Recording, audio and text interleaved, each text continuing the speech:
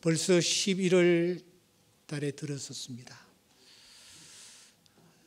다음 달 12월 20날 토요일 오후 2시 교회는 담임 목사 이침식을 가질 것입니다. 감사한 것은 하나님께서 후임으로 우리 귀한 목사님을 허락해 주셨는데 제가 깊게 사귀지는 못하고 있습니다만 인격적으로, 신앙적으로, 학문적으로 잘 다듬어진 그런 귀한 분을 하나님께서 예비해 놓으셨다가 허락해 주신 줄 알고 얼마나 감사드린지 모릅니다. 그래서 마음이 무척 홀가분합니다. 하지만 제 한 구석에서 모세의 기도가 흘러나오곤 합니다. 모세는 이렇게 기도합니다. 주의 목전에서는 천년이 지나간 어제와 같습니다. 밤의 한순간과 같습니다. 주께서 그들을 홍수처럼 쓸어갑니다. 잠깐 자는 것 같으며 아침에 돋는 풀과 같습니다. 우리의 평생이 순식간에 다하였습니다. 우리의 연수가 70이요 강건하면 80이라도 신속히 가니 우리가 날아가나이다. 모세가 120세를 살았습니다. 120세를 사는 동안 그는 참 건강했던 것 같습니다. 눈이 흐리지 아니하였고 기력도 쇠하지 아니했다고 했으니 말입니다. 무엇보다도 부러운 것은 이 모세가 120세가 될 때까지 그가 현역이었다라는 것입니다. 하나님께서 맡기신 사역을 감당했다라는 것입니다. 그러면 여한이 없을 듯하지 않습니까? 그런데 모세는 밤의 한 경점과 같습니다. 순식간에 흘러갔습니다. 일시간에 다하였습니다. 그가 그렇게 기도하고 있는 것입니다. 세월이 참 빠릅니다. 37년에 가까운 그 기간을 어떻게 보냈는지 알 수가 없습니다. 약간 35살의 나이로 이 강단을 맡아서 지금 여기까지 달려왔습니다.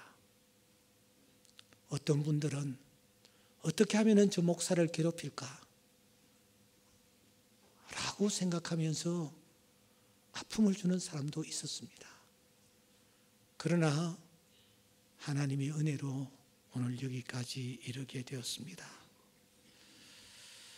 이제 주일로서는 딱 6번 남았습니다. 성경 말씀이 떠오릅니다. 6일 동안 내 모든 일을 하라. 그리고 일에 되는 날에는 쉬어라. 이 말씀이 가슴에 와닿습니다. 그런데 그 남은 6번도 후임 목사님과 함께 강단을 섬길 것입니다. 그렇다면 사실 6번도 아닙니다. 이제 몇 번 남았을 뿐입니다. 이 몇 번 남지 아니한 기간 동안 어떤 말씀을 전할 것인가, 어떤 말씀을 나눌 것인가, 저에게 숙제로 다가왔습니다. 아시는 대로 우리는 그동안 마가복음을 함께 다루었습니다. 처음 마가복음을 시작할 때에는 마가복음이 짧으니까 이건 넉넉히 끝낼 수 있으리라 그렇게 생각하고 시작했습니다. 그런데 웬걸 중간에 자꾸 변수가 생겼습니다. 그래서 다 마치려고 생각했는데 마가복음 9장도 마치지 못하고 지금 이 자리에 서 있습니다. 이제 남은 몇 시간, 그야말로 천금과 같은 시간, 어떤 말씀을 나눌 것인가? 내가 생명처럼 사랑하는 교회, 내가 생명처럼 사랑하며 섬겼던 성도들과 어떤 말씀을 나눌 것인가? 모세는 마지막에 저 애굽에서 데려온 자기 백성들과 함께 신명기서 말씀을 나눈 바 있습니다. 바울은 자신이 전제와 같이 부름을 받고 하나님 앞에 설 날이 가까웠다라고 생각했을 때에 그는 아들과 같은 디모데와 디모데후서 말씀을 나눴습니다. 사도 요한은 저 patmos에서 하나님의 부름을 받기 직전에 고난당하는 자기 백성들과 함께 그 유명한 요한계시록을 나눈 바 있습니다. 나는 도대체 어떤 말씀을 나눌 것인가? 그때 성령께서 제 마음에 감동을 주셨습니다. 생명처럼 살아가는 성도들인가? 그렇다면 내가 생명처럼 살아가는 말씀을 나누면 되지 않는가? 생명처럼 살아가는 교회인가? 그렇다면 내가 생명처럼 살아가는 그 말씀을 강단에서 전하면 되지 않겠는가? 그런 깨달음을 저에게 주셨습니다. 그렇다. 내가 생명처럼 살아가는 말씀, 그 말씀을 마지막 몇 시간 전하고 내려가야 되겠구나. 그렇게 생각을 하게 된 것입니다. 그러면 목사인 내가, 옥목사 내가 생명처럼 사랑했던 말씀은 도대체 어떤 말씀일까? 성경 66권 1189장 3만 천여 절 가운데서 생명처럼 사랑했던 말씀이 과연 어떤 말씀일까? 그때 또 가르쳐 주셨습니다. 너의 뇌리에 제일 많이 떠오르는 말씀, 평소에 교우들과 많이 나누는 말씀, 신방을 간다든지 장례를 진행한다든지 그때에 제일 먼저 제일 많이 나눈 말씀, 바로 그 말씀이 생명처럼 살아가는 말씀이 아니던가. 그때 무릎을 쳤습니다. 그렇다. 생명처럼 사랑했던 말씀, 사랑하고 있는 말씀이 있다. 그 말씀은 바로 시편 23편이다. 이런 결론에 이르렀습니다. 제가 이 시편 23편을 생명보다 소중한 말씀으로 제가 생각하는 것은 계기가 있습니다. 어렸을 때에 제가 학교를 다녔는데 그때 제가 다니던 학교가 포로 수용소 안에 있었습니다. 물론 그때 전쟁이 끝난 뒤에 포로들도 다 빠져나가고 군인들도 다 빠져나갔습니다만은 포로 수용소의 모습은 그대로 있었습니다. 학생들이 막사 위에 이제 그 지붕을 이렇게 얼기설기 만든 곳에서 공부를 했습니다. 학교 선생님들은 사령관실, 이 건물을 개조해 가지고 그곳에서 선생님들이 근무를 하셨습니다. 바로 그 즈음에 주일학교에서 선생님이 실제 있었던 얘기라고 하며 이런 얘기를 들려주셨습니다. 이승만 대통령이 포로들을 석방시켜야 되겠다라는 카드를 가지고 만지작 하고 있을 때 어느 날 미군 군목이 막사에 들어와서 큰 소리로 외쳤단다. 여기에 예수 믿는 사람 있으면 내가 석방시킬 테니까 예수 믿는 사람들은 앞으로 나오라. 그러자 그 인민군 포로들 가운데서 몇 명이 앞으로 나왔습니다. 미군 군목은 그 포로들 가운데서 정말 예수 믿는 사람이 있는지를 이제 심사하는 것입니다. 면담을 하는 것입니다. 밀실에서 이제 정말 예수 믿는지 확인을 하는 것입니다. 그런데 손을 든 친구 가운데 예수를 믿지 않는 인민군 포로가 있었습니다. 그 포로가 막상 바깥에 나가고 싶어서 손은 들었습니다만은 자기가 예수 믿지 않는 것이 발각될 수도 있기 때문에 가슴이 콩당콩당했습니다. 면접 시간이 다가왔고 드디어 군목 앞에 그가 앉았습니다. 군목 목사님이 묻습니다. 야, 자네 정말 예수 믿냐? 그러니까 예, 믿습니다. 예수 믿는다고 하면은 너가 찬송가 하나 정도는 알 수 있겠지. 한번 불러봐라. 그러는 거예요. 그런데 이 예수 믿지 않는 이 임민군 포로가 찬송가를 알 리가 만무한 것입니다. 한참 눈을 감고 생각하는 중에 어머니가 마당을 오가시면서 식사를 준비하면서 양동이에 물을 떠오시면서 늘 부르던 찬송이 하나 떠올랐습니다. 그래서 이 포로가 그 자리에서 일어나 손을 높이 들고서는 노래를 부르기 시작합니다. 전부여 의지 없어서 손 들고 옵니다. 이렇게 이 포로가 어머니가 불렀던 노래를 그 군목 앞에서 부르는 것입니다. 그러자 군목이 됐어. 한 번만 더 너 좋아하는 성경 말씀 한번 외워봐라. 그렇게 말하는 거예요.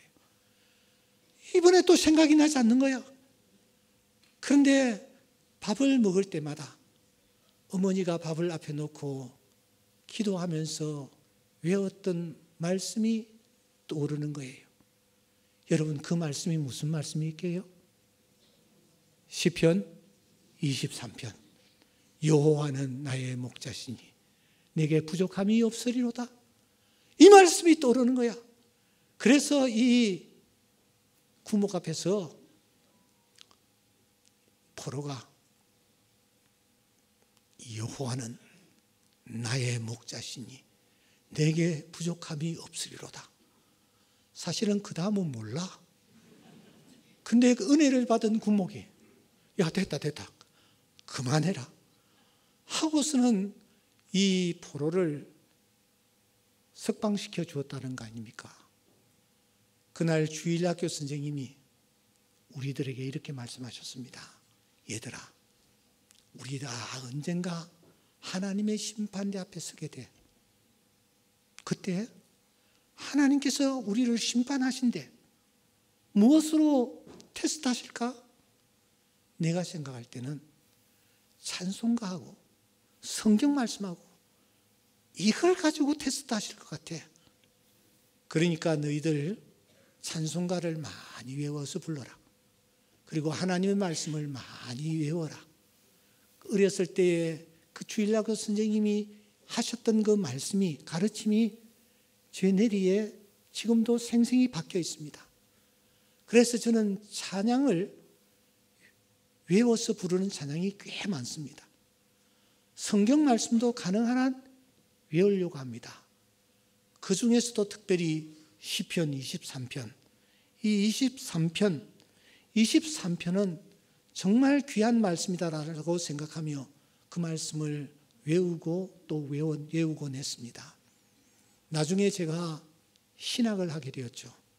신학교에 가서 이렇게 공부를 이렇게 해보니까 성경 가운데서 시편 23편을 놓고 많은 학자들이 극찬에 극찬을 거듭하는 것이 아닙니까? 이렇게 말을 하고 있습니다. 이 시편은 세계 종교 문학에서 최고의 위치를 차지하여 왔다. 이 작은 시편은 진정한 평화와 고요한 즐거움을 말해주는 너무나 아름다운 전원시이다. 이 23편은 신념의 시, 폭풍 같은 시이다. 이 시는 작고 부드러운 기틀을 갖고 수줍어하면서도 낭낭한 기쁨으로 온 세상에 창공을 채우는 시편의 나이팅게일이다. 특별히 스폴츠 목사님은 이 시는 시편 중 가장 달콤한 시이며 시편의 진주와 같다. 이 23편은 제왕시다. 이렇게 시편 23편을 극찬하는 것을 볼 수 있습니다. 여러분, 이렇게 시편 23편이 극찬을 받는 중요한 이유가 하나 있습니다. 그것은 여러분, 이 23편이 말입니다. 그 말씀 자체에 놀라운 치유의 능력을 가지고 있다는 사실을 아십니까? 물론 성경의 모든 말씀들도 다 놀라운 치유의 말씀을 가지고 있습니다만 특별히 23편은 우리를 치유하고 우리를 새롭게 하며 회복시키는 놀라운 치유의 역사를 갖고 있습니다. 미국에서 셀러리맨의 우상으로 자리 잡고 있는 한 사업가가 있습니다. 그는 맨 처음 말단 사원으로 시작했습니다. 제일 밑바닥에서 출발했습니다. 하지만 열심히 일을 했습니다. 누가 보든지 보지 않든지 최선을 다하여 자기에게 주어진 일들을 감당한 것입니다. 비상한 능력과 열성을 회사에 쏟아 부었을 말입니다. 그야말로 불철주야 뛰고 또 뛰었습니다. 결국은 인정받게 되고 승진의 승진을 거듭합니다. 중력을 거쳐서 드디어 그 회사의 사장으로까지 발탁이 되었습니다. 사장으로 중책을 맡았던 그는 더 좋은 실적을 내어야 했습니다. 그러다 보니 긴장, 스트레스가 정말 말이 아니었습니다. 신경이 날카로워졌습니다. 그러자 이 사람이 점점 그때부터는 변해가는 것입니다. 아픈 곳은 없는데 힘이 쫙 빠집니다. 잠을 이루지 못합니다. 맛있는 것을 분명히 먹는데 아무런 맛을 느끼지 못합니다. 사람들과의 관계에서 늘 예민하게 반응을 합니다. 저 사람이 저렇게 말하는 이유가 뭘까? 저 사람이 왜 오늘 나를 찾아왔을까? 나에게 왜 이런 전화를 했을까? 그래서 그는 사람을 만나는 것조차도 귀찮아졌습니다. 병원에 갔습니다. 정밀 검사를 거듭해 보았으나 병명은 나오지 않는 것입니다. 결국 그는 결심을 했습니다. 정신과 전문의를 찾아갔습니다. 전문의가 이 사장을 면담을 한 후에 그는 말하고 합니다. 선생님, 저는 선생님을 고칠 수가 없습니다. 선생님이 저 텍사스 휴스턴에 가면은 휴스턴 제일감리교회가 있는데 그 교회에 찰스 알렌이라는 담임 목사님이 계시는데 그 찰스 알렌이라는 담임 목사님을 찾아서 면담을 한번 해보십시오. 이렇게 정신과 의사가 안내를 하는 것 아닙니까? 그래서 이 사람은 그 알렌이라는 목사님을 찾아가 면담을 했습니다. 목사님 앞에서 이 사업가는 자기의 모든 사정을, 속사정을 그대로 다 얘기를 했습니다. 한참 얘기를 들은 이 알렌 목사님이 흰 종이를 가지고 와 처방전을 쓰기 시작합니다. 쫙 써서는 이 처방전을 딱 접어서 이분에게 내미시면서 사장님, 여기 사장님을 위한 처방전이 쓰여져 있습니다. 선생님이 만일 이 처방전대로만 행한다면 선생님은 건강을 분명히 회복하게 되실 것입니다. 그렇게 말하는 것입니다. 그래서 너무 궁금하잖아요. 그 자리에서 그 목사님 앞에서 그 처방전을 이렇게 펴서 살펴보았습니다. 안에는 이런 내용이 기록되어 있었습니다. 지금부터 딱 2주간입니다. 2주간 동안 시편 23편을 읽으십시오. 일대 하루에 5번 읽으십시오. 아침에 자고 일어나서 읽고, 아침 식사 후에 읽고, 점심 식사 후에 읽고, 저녁 식사 후에 읽고, 마지막 잠자리에 들기 전에 읽고, 이렇게 5번입니다. 중요한 것은 그냥 적당하게 읽는 것이 아니라 뚫어지게 읽으십시오.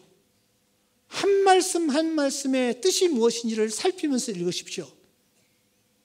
선생님의 눈에 단어 하나하나가 박히듯이 읽으세요. 천천히 또박또박 또렷또렷하게 읽으십시오. 그러면 선생님의 삶에 놀라운 변화가 일어나는 것을 확인하실 수 있을 겁니다. 여러분, 이 사업가가 돌아왔습니다. 어떻게 되었을까요?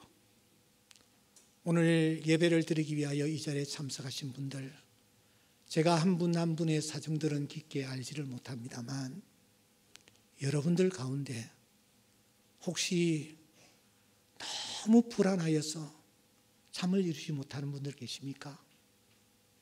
건강이 점점 쇠하여져 가시는 분들 계십니까? 6개월 시한부 인생을 살아가는 분들이 계십니까? 세상 사람들이 다 두 손을 들어버린 그런 상태에 머물고 계시는 분들 있습니까? 사람들이 다 당신은 참 잘 된다라고 말하고 있지만 나는 안 된다라고 생각하는 그런 분들 계십니까? 여러분, 이 시간 여러분들이 이 시편 23편을 붙잡아 보시기 바랍니다. 이 시편 23편은 그 어떤 말씀보다 놀라운 치유의 역사가 담겨져 있습니다. 제가 한번 질문을 하겠습니다. 혹시 여러분 이 23편을 읽고 또 읽고 또 읽어보신 적이 있습니까? 조금 전에 우리가 시편 23편을 읽었습니다만 그렇게 읽는 것이 아니고 말씀을 천천히 말씀의 뜻을 음미하면서 읽고 한 번으로 그치는 것이 아니라 또 읽고 또 읽은 경험을 가지신 분들 있습니까?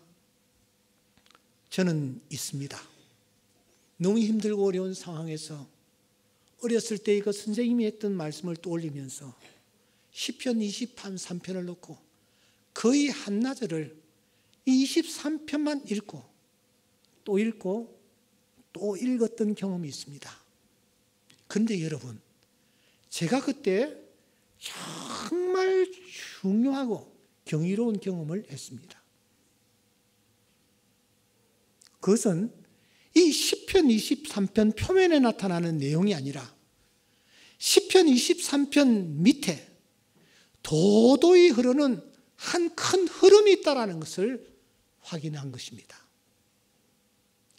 다른 말로 표현하면 시편 23편 표면에 나타나는 글자들 외에 그 밑에 23편을 떠받치고 있는 중요한 단어 하나가 있다는 것을 확인하게 된 것입니다. 여러분, 그 단어가 무엇일까요? 이 시간 여러분들과 함께 한번 그 단어를 찾아보았으면 좋겠습니다. 그리고 여러분들도 여러분 스스로 이 단어를 발견하는 은혜가 있기를 주의 이름으로 축원합니다. 어떤 단어일까요? 1절입니다. 제가 1절을 읽습니다. 여호와는 나의 목자시니 내게 부족함이 없으니 그 다음 뭐요? 감사합니다. 감사합니다라는 부분을 여러분 같이 읽었으면 좋겠습니다. 2절입니다.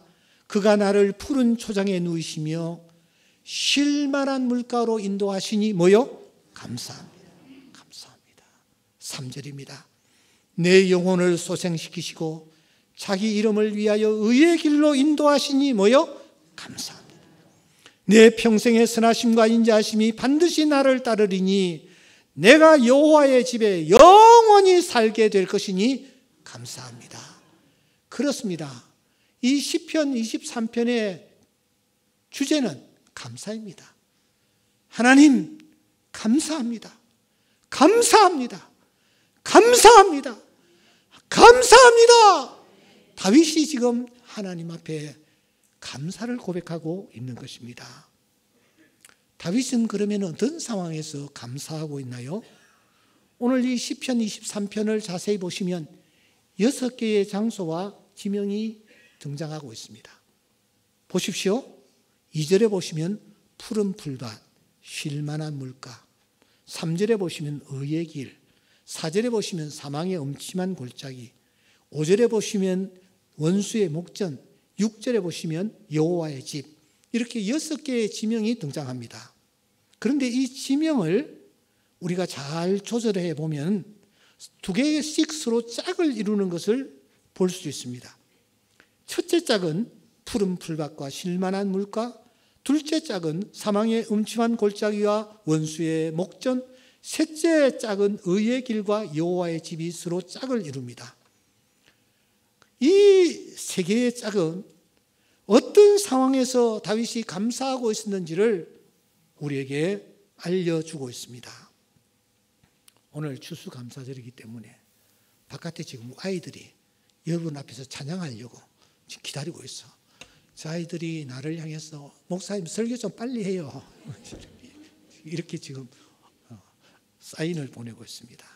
그래서 제가 간단하게 정리하겠습니다.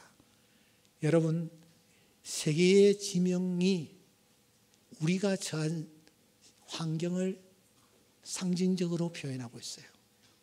제일 먼저 쉴만한 물가와 푸른 풀밭은 무엇을 뜻합니까? 다윗이 쉴만한 물가와 푸른 풀밭에서 감사하고 있습니다. 이 감사는 일들이 잘 풀려갈 때, 평탄할 때, 아무 염려나 걱정이 없을 때를 뜻합니다. 그때 우리는 교만하기 쉽습니다. 내가 잘나고 내가 똑똑해서 내가 오늘 이 자리에 이르게 되었다라고 생각할 때가 많습니다. 그러나 다윗은 아니었습니다. 다윗은 나로 하여금 푸른 풀밭과 쉴만한 물가에 거주할 수 있도록 하신 것은 하나님의 은혜입니다. 하고 하나님 앞에 감사하는, 감사를 지금 표현하는 것입니다. 이런 자에게 하나님의 은혜가 임하는 줄 믿습니다.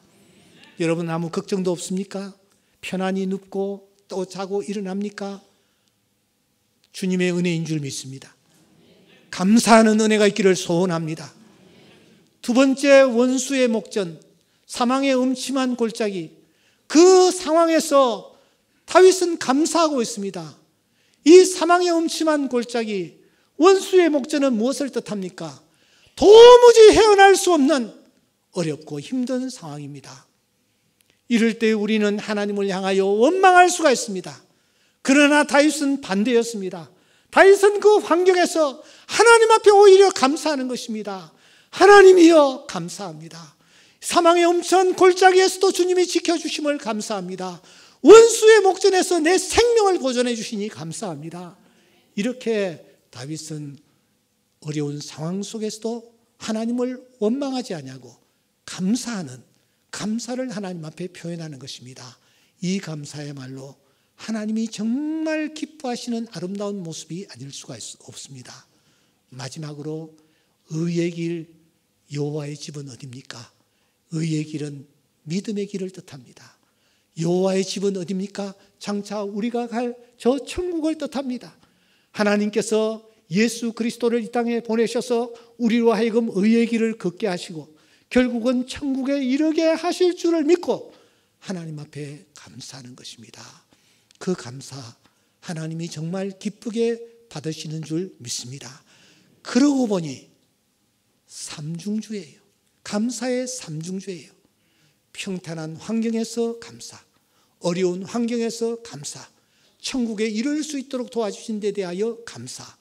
이 감사의 삼중주를 다윗이 지금 하나님 앞에 올려드리는 것입니다. 우리가 아는 대로 그는 위대한 음악가였습니다. 그는 많은 악기들을 다루곤 했습니다. 그런 그가 어떨 때는 이 악기를 가지고 평탄한 환경에서 감사합니다. 어떨 때는 어려운 환경을 이 악기로 표현하는 것입니다. 어떨 때는 천국으로 가는 그 과정을 또 다른 악기로 표현하는 것입니다. 우리 교회 여기 최수은 권사님에게 제가 전화를 했습니다. 권사님, 삼중주를 한번 해주시겠어요? 그러니까 해주겠대. 그리고 어떤 악기를 동원합니까? 피아노, 플룻, 그리고 첼로, 이 세 악기를 가지고 감사의 삼중주를 오늘 연주해 주시겠다고 약속을 했습니다. 우리 모두가 하나님 앞에서 감사의 삼중주를 올려드리는 남은 생애가 되실 수 있기를 주의 이름으로 축원합니다. 기도드리겠습니다.